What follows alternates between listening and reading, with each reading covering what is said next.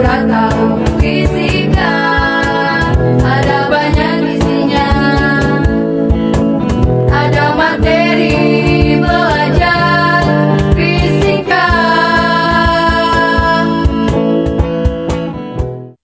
Hi everyone, welcome back to channel Pura-Pura Tahu Fisika. Sebelum lanjut ke videonya, jangan lupa untuk like, comment, share, and subscribe channel Pura-Pura Tahu Fisika. Let's enjoy this video. Teman-teman, apakah kalian sadar bahwa di zaman sekarang ini banyak sekali hal yang memerlukan cahaya, bukan? Bayangkan jika tidak ada cahaya di bumi ini, apakah kita tetap bisa bertahan hidup? Untuk itu, yuk simak penjelasan apa saja sih penerapan gelombang cahaya dalam kehidupan sehari-hari. Sebelumnya, kita ketahui dulu apa itu gelombang, apa itu cahaya, dan apa sih itu gelombang cahaya. Yang pertama ada gelombang. Gelombang adalah getaran yang merambat dari suatu titik ke titik lainnya melalui suatu medium atau ruang hampa. Lalu ada cahaya. Cahaya adalah energi berbentuk gelombang elektromagnetik yang kasat mata dengan panjang gelombang sekitar 380-750 nanometer. Pada fisika, cahaya adalah radiasi elektromagnetik dengan panjang gelombang yang kasat mata maupun yang tidak. Lalu, apa itu gelombang cahaya? Gelombang cahaya adalah suatu gelombang yang dapat merambat tanpa membutuhkan medium. Gelombang cahaya juga termasuk ke dalam gelombang transversal. Penjelasan selengkapnya mengenai gelombang cahaya, Sobat Fisika dapat menonton video ini ya. Kita masuk ke poin yang utama, yaitu penerapan gelombang cahaya dalam kehidupan sehari-hari. Yang pertama ada radar. Radar merupakan singkatan dari Radio Detection and Ranging, yang berarti deteksi dan penjarakan radio. Radar adalah suatu sistem gelombang cahaya sebagai alat untuk mendeteksi keberadaan atau letak, kecepatan dan arah benda dari kejauhan. Cara kerja radar adalah mengukur jarak dari sensor ke target. Ukuran jaraknya didapat dengan cara mengukur waktu yang dibutuhkan gelombang cahaya selama penjalarannya, dimulai dari sensor ke target dan kembali lagi ke sensor. Konsep radar hampir sama dengan metode seismik pada geofisika.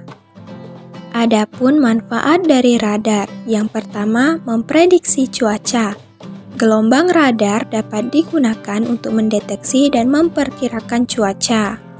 Wind profiler berguna untuk mencatat kecepatan dan arah angin yang dideteksi melalui sodar. Sedangkan weather radar digunakan untuk mendeteksi cuaca seperti badai dan curah hujan di suatu tempat. Yang kedua yaitu berguna dalam sistem penerbangan. Gelombang radar sangat penting dalam sistem penerbangan. Dengan gelombang radar yang didapatkan dari deteksi PSR yang diperoleh dari radar SSR, yang merupakan radar deteksi aktif dengan pesawat terpasang transponder, informasi yang diperoleh adalah kecepatan pesawat, ketinggian, kode, posisi, jarak, sehingga menghindari pesawat untuk bertabrakan karena sudah memiliki rute penerbangan sendiri. Yang ketiga yaitu mendeteksi kapal dengan sistem pelayaran. Pendeteksian radar pada bidang pelayaran mampu membuat kapal beroperasi sesuai dengan jalurnya masing-masing dan tidak bertabrakan meskipun dalam cuaca buruk sekalipun. Penggunaan radar ini biasanya dapat kita temukan di bandara ataupun pelabuhan, serta pada kantor BMKG di Indonesia. Yang kedua ada lampu. Lampu adalah sebuah benda yang menghasilkan cahaya. Lampu digunakan sebagai alat penerangan saat malam hari atau saat keadaan gelap. Lampu termasuk dalam satu penerapan gelombang cahaya karena pada lampu menerapkan salah satu sifat gelombang cahaya yaitu dapat menembus benda bening. Cahaya dapat menembus kaca bohlam lampu sehingga bisa menerangi satu ruangan rumah. Lalu, bagaimana cara kerja lampu sehingga dapat menghasilkan cahaya?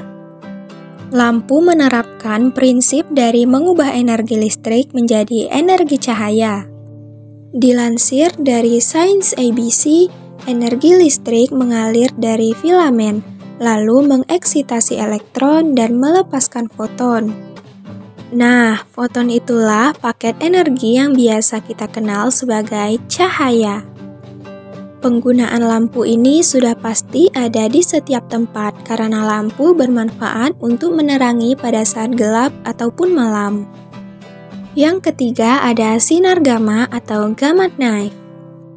Sinar gamma adalah sebuah bentuk berenergi dari radiasi elektromagnetik yang diproduksi oleh radioaktivitas atau proses nuklir subatomik lainnya, seperti penghancuran elektron positron.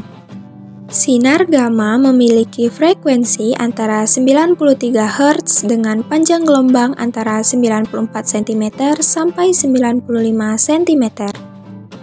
Sinar gamma banyak dimanfaatkan dalam dunia pengobatan seperti untuk mendiagnosis dan terapi kanker. Salah satu metode terapi menggunakan sinar gamma yang kini cukup banyak dilakukan adalah metode pisau gamma atau gamma knife. Meski disebut pisau, metode ini tidak membutuhkan sayatan sama sekali. Pembedahan gamma knife ini dilakukan dengan cara mengarahkan radiasi sinar gamma pada area tumor atau kanker yang tumbuh di jaringan otak untuk membunuh jaringan abnormal tersebut.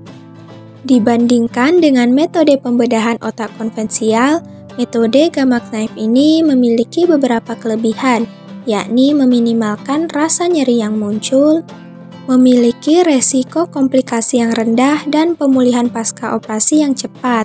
Alat ini pastinya dipakai di rumah sakit serta klinik kesehatan lainnya.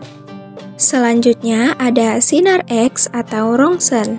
Apakah kalian pernah menemani kerabat kalian atau bahkan kalian sendiri ke rumah sakit untuk melakukan radiografi? Untuk melihat apakah ada tulang yang patah ataupun retak. Jika kalian pernah, kalian harus bersyukur karena adanya sinar X ini mempermudah tenaga medis untuk memeriksa kondisi seseorang tanpa harus membedahnya terlebih dahulu. Sinar X adalah salah satu bentuk dari radiasi elektromagnetik dengan panjang gelombang berkisar antara 10 sampai 100 nanometer. Cara kerja sinar X adalah dengan bersentuhan dengan jaringan tubuh dan akan menampilkan hasil berupa gambar. Jadi, sinar X dapat terserap oleh benda padat di dalam tubuh. Selama pemeriksaan, mesin akan mengirimkan gelombang radiasi elektromagnetik untuk memindai kondisi organ dalam tubuh. Alat ini pastinya digunakan di rumah sakit ataupun klinik-klinik kesehatan.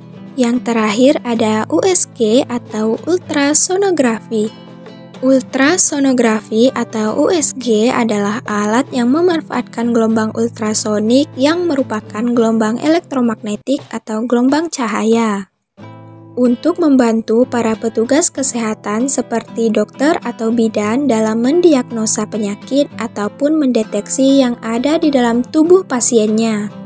USG bertujuan untuk memeriksa organ-organ tubuh yang dapat diketahui bentuk, ukuran, anatomis, gerakan, serta hubungannya dengan jaringan lain di sekitarnya.